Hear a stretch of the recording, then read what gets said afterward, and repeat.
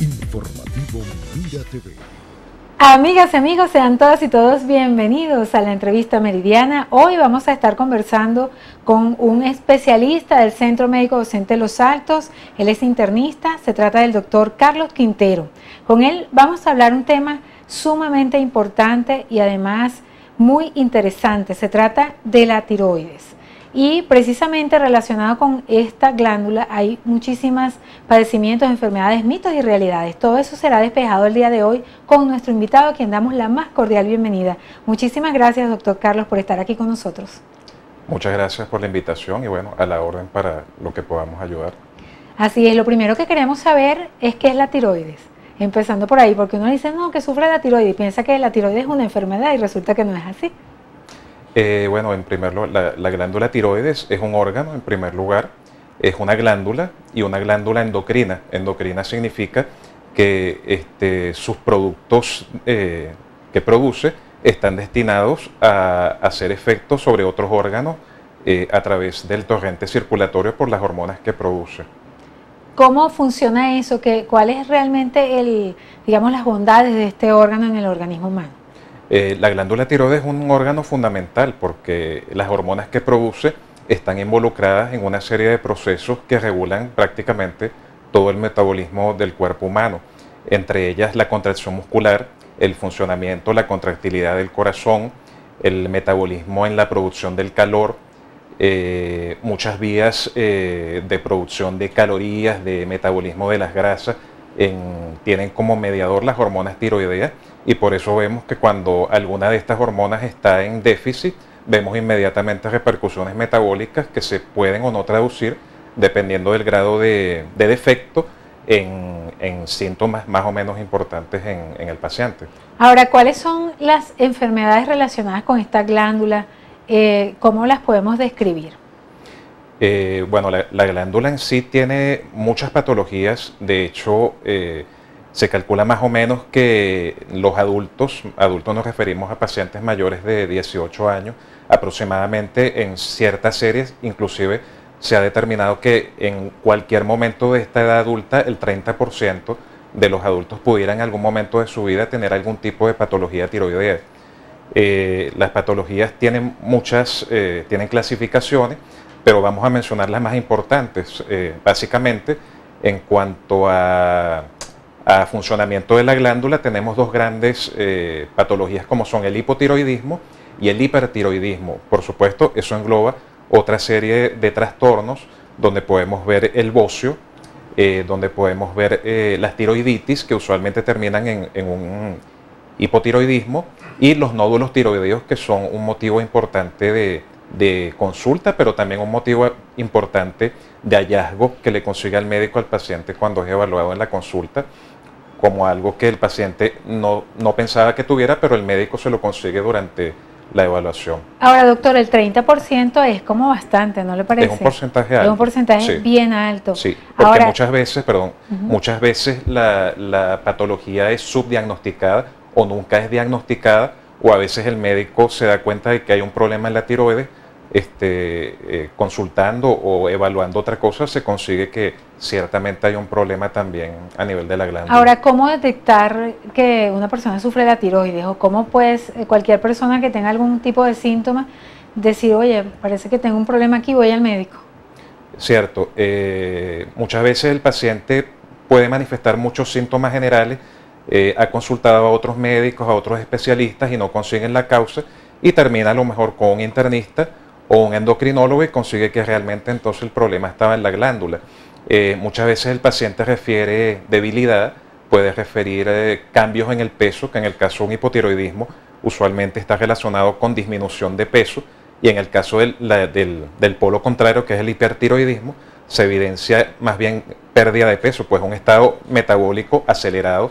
Vamos a ver cambios en la función del corazón. Un paciente hipotiroideo puede estar bradicárdico, un paciente hipertiroideo puede estar, por el contrario, taquicárdico, con una frecuencia cardíaca elevada, con nerviosismos, cambios a nivel del sistema nervioso, cambios a nivel de la conducta. En cambio, el paciente hipotiroideo lo vamos a ver todo lo contrario, un paciente apagado, un paciente que tal vez pueda lucir deprimido, un paciente que usualmente no tolera el frío, es lo usual que se ve. Y hay otro tipo de pacientes también, que es lo que se llaman los hipotiroideos subclínicos, que teniendo pocos síntomas o ningún síntoma, incidentalmente ya uno al paciente le pide un perfil de laboratorio de hormonas tiroideas y te das cuenta que ya hay una alteración, que son lo que se llaman los hipotiroidismos subclínicos. Ahora, cuando le escuchamos a usted hablar, doctor, uno percibe que es supremamente invasiva, digamos, un padecimiento de la tiroides hacia otros órganos. Estos padecimientos, estos síntomas, se convierten en enfermedades paralelas a la tiroides o siempre van a estar relacionadas, o simplemente la tiroides genera, por ejemplo, que el corazón falle? Bueno, en cuanto a invasiva no sería la palabra, sino más bien tendría repercusiones sistémicas, pues como ya cuando hablamos que la hormona tiroidea tiene determinación sobre múltiples sistemas y múltiples funciones, más bien va a tener repercusiones sistémicas, pero afortunadamente la patología tiroidea usualmente es de fácil diagnóstico dentro de todo y el tratamiento también suele ser sencillo. Por lo tanto, cuando se detecta el problema y se pone el tratamiento adecuado, el paciente puede puede llegar a tener una función completa de su organismo absolutamente normal. Ahora, ¿por qué se echa a perder la tiroides? ¿Qué pasa ahí? Bueno, ¿Cuáles son las causas? esa es una pregunta interesante porque muchas veces la causa no se sabe, pero en los casos del hipotiroidismo, la mayoría de las veces se ha determinado que ha habido un ataque inmunológico a la glándula, que son las llamadas tiroiditis autoinmunes. Se conoce como tiroiditis de Hashimoto porque quien la descubrió era un doctor japonés de este apellido. En estos casos, en los trastornos autoinmunes, el organismo, por alguna razón que todavía no está muy bien determinada, produce anticuerpos contra la glándula, o sea, como atacando al tejido propio, reconociéndolo como extraño, y entonces eso va produciendo una inflamación crónica que destruye la glándula y la glándula prácticamente queda inservible. Ese es un paciente que posterior a una tiroiditis va a quedar crónicamente y permanentemente hipotiroideo y necesita complemento con hormonas tiroideas suplementarias para poder tener una función normal. ¿En qué lugar se puede aplicar la edad de la persona en base a esta enfermedad? ¿Una persona jovencita puede sufrir de tiroides o no está vinculado a esto? Si está vinculado, cuéntenos. Usualmente, bueno, ahí estaríamos ya hablando de la epidemiología de la patología tiroidea. Usualmente los trastornos tiroideos usualmente predominan mucho más en mujeres, prácticamente en una proporción 7:3. Es muy frecuente ver los hipotiroidismos, las tiroiditis, todos estos problemas autoinmunes en mujeres más o menos a partir de los 20 años ya puede empezar a verse la patología tiroidea. Los problemas de hipertiroidismo se ven más que todo en mujeres jóvenes, entre 20 y los 40 años, ya después de los 40 años no es tan usual, y a partir de los 40 años, de nuevo predominando en mujeres, predomina el hipotiroidismo, las tiroiditis y los nódulos tiroideos, que también deben ser muy bien estudiados ante la posibilidad de que ya al momento del diagnóstico o a futuro, alguno de esos nódulos terminen en un proceso neoplásico, un cáncer. Doctor, en la próxima parte vamos a continuar conversando acerca de la tiroides y nos gustaría saber si los síntomas, los padecimientos ocasionados por la tiroides son reversibles. Esta respuesta de nuestro invitado del día de hoy, el doctor Carlos Quintero, en la próxima parte de este espacio. Informativo Mira TV. El doctor Carlos Quintero continúa con nosotros y quedamos pendientes para conversar con él acerca de si son reversibles todos esos daños que se pueden ocasionar en otros organismos, en otros órganos del cuerpo humano a raíz de una tiroides, por ejemplo, no diagnosticada a tiempo, doctor. Correcto. Como habíamos hablado, en los casos de los hipotiroidismos, que suelen ser secundarios a una tiroiditis crónica, ya esa glándula no tiene proceso reversible. Ese paciente tendrá que estar tomando una hormona suplementaria exógena en forma de tableta para poder tener una función tiroidea normal el resto de su vida. En los casos de los hipertiroidismos, pudiera ser reversible si la enfermedad se limitara a un nódulo que esté hiperfuncionante, usualmente con cirugía. Ese nódulo es retirado y el paciente vuelve a tener una vida absolutamente normal.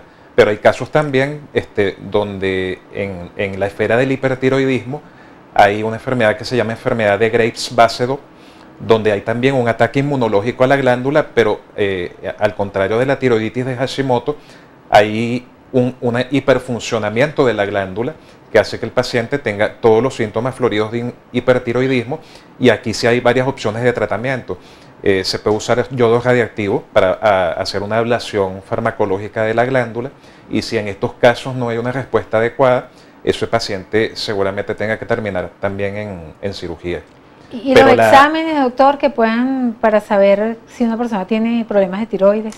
En primer lugar, la parte del laboratorio es lo que nos da un apoyo básico para saber si en un examen de sangre, si la glándula está funcionando bien y si el problema está a nivel de la glándula o si el problema está a nivel de la hipófisis. Pues la hipófisis, que es una glándula que está en la base de nuestro cráneo, es la que regula el funcionamiento de la tiroides. Puede haber un mal funcionamiento de la tiroides por un problema hipofisiario, pero la gran mayoría de las veces el problema está localizado a nivel de la glándula misma. Entonces, para eso tenemos lo que usualmente mucha gente lo conoce coloquialmente como un perfil tiroideo, ¿no? Un perfil tiroideo es una pantalla de hormonas, de las hormonas fundamentales que produce la tiroides, las que son fisiológicamente activas, como son la T3, la T4 y la TSH, que nos ayuda a nosotros a determinar si el problema glandular está en la misma glándula tiroides o es un problema superior a nivel de la hipófisis. Ahora, eso es lo fundamental que necesitamos para ir teniendo una orientación y saber qué otros estudios adicionales vamos a solicitar. Doctor, en las fotos que hemos podido observar en este espacio se ven algunas personas con el cuello bien pronunciado. ¿Eso puede llegar a pasar o es algo así, casos no tan comunes? Sí, esos son los llamados bóceos, ¿ok? Que la glándula tiroides tiene la ventaja sobre otras glándulas en que es una glándula accesible, ¿no? La tenemos aquí, delante de la tráquea. ¿Y así diagnostican también, tocando? Y bueno, no vamos a hacer un diagnóstico definitivo, pero ya por lo menos sabemos si en la glándula hay un bocio, sabemos que es algo que no es normal. La glándula no puede estar aumentada de tamaño. Y entonces hay casos también donde haciendo una evaluación del paciente queda la duda si hay un bocio o no, y entonces uno se puede apoyar en un ultrasonido de la zona, lo que se llama un ultrasonido de la glándula tiroides, para ver de verdad, objetivamente, cuál es el tamaño de la glándula y ver si hay un bocio realmente o no, y saber entonces qué se va a hacer a continuación. ¿En qué caso es necesaria la intervención quirúrgica? Es una buena pregunta. La intervención quirúrgica tiene como indicaciones que haya un nódulo tiroideo que esté causando problemas, ya sea un nódulo que esté hiperfuncionando o un nódulo al cual uno tenga por algún motivo la necesidad de hacerle una punción. Se puede hacer una punción en ese nódulo y tener la sospecha de que haya algo de malignidad en ese nódulo, donde usualmente se toma la decisión o de quitar parte de la glándula o de quitarla totalmente. Y como hablamos en el caso de la tiroiditis de Graves base 2, en esos casos, cuando el paciente no responde a tratamiento médico, no responde al yodo radiactivo, entonces se decide también en estos casos muchas veces la ablación total de la glándula. ¿Y qué pasa cuando se la quitan porque tiene tantas funciones? Es eso lo que hablamos, ¿no? Tenemos la ventaja, bueno, a pesar de los problemas que tenemos ahorita con los medicamentos en el país, hay medicación que suple absolutamente la carencia de glándula tiroidea.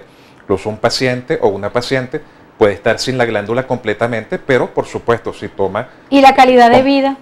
¿Afecta de alguna manera la calidad de vida el hecho de que no tenga tiroides? No. Por ejemplo, hay personas que se ponen muy flaquitas o engordan y dicen que tienen problemas de tiroides. Es cuando tiene el problema tiroideo clínicamente. Pero por eso, si nosotros logramos instaurar el tratamiento farmacológico y el paciente logra su función tiroidea normal, por supuesto con un tratamiento que va a ser de por vida, el paciente tiene cómo volver absolutamente a su vida normal. ¿Una persona puede nacer con problemas de tiroides? ¿Es hereditario esto? No suele verse, o sea, la gran mayoría de las razones son adquiridas.